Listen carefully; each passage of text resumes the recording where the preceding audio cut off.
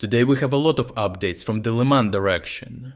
In their relentless push toward Terny, Russian forces ultimately reached the settlement but at a high cost, leading to an abrupt culmination of the local offensive.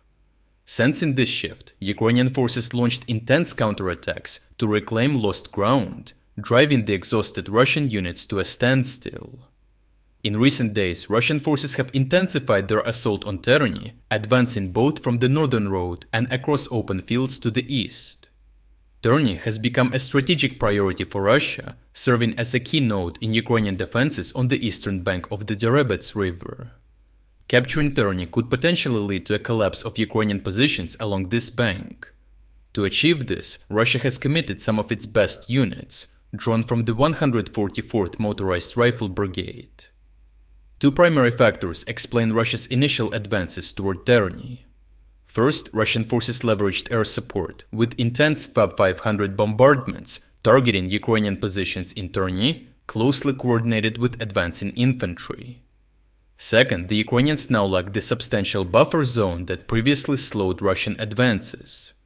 Earlier, Russian forces had to traverse about 16 kilometers in a single push to engage, whereas now they can gradually amass in northern settlements, enabling shorter, rapid assaults and leaving Ukrainian defenders with far less reaction time.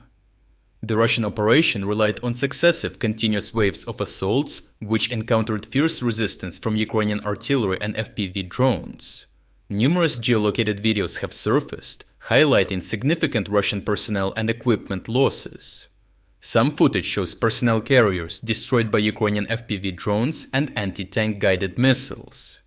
Other clips capture dismounted Russian infantry attempting to advance on foot toward Terny, only to be detected and eliminated by small arms fire and FPV drones.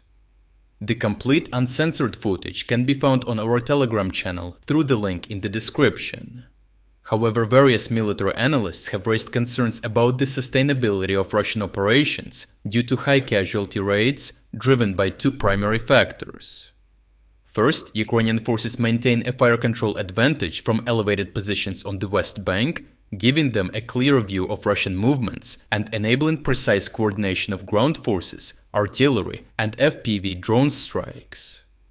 Second, Russian logistics remain overextended, complicating the steady supply of ammunition and food despite the buildup of infantry north of Terny. Additionally, the severe destruction of structures within Terny has hindered Russia's ability to secure and consolidate positions. Eventually, staggering losses depleted Russia's infantry reserves in the area, stalling their advance. Poor planning and logistical challenges led to the culmination of the Russian offensive, providing Ukrainian forces an opportunity to counterattack. Recognizing the area's strategic importance, the Ukrainian command deployed reserve units along the Terny-Torske road, enabling a series of intense counterattacks. These efforts allowed Ukrainian forces to reclaim much of Terny. Although Russian troops briefly reached the settlement center, they were ultimately forced back and pushed out of Terny's northern edge completely.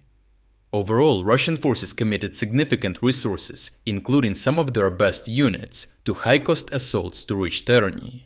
However, they quickly depleted their reserves and were met with effective Ukrainian counterattacks, reinforced from Torske. For now, Russian advances to the south have been contained, but Ukrainian forces remain vigilant. There is still a risk that Russian troops could renew efforts to block the main Torske-Terny road.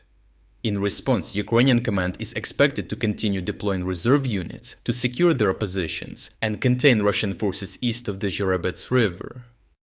If you're against the invasion of Ukraine and you want to support the work that I am doing, consider making a purchase in the online store UA Supporter. Here you can find a lot of products with Ukrainian symbols to not only show your support for this channel, but also for Ukraine. The link to the online store is in the description. Thank you for watching this report, and I will see you in the next one.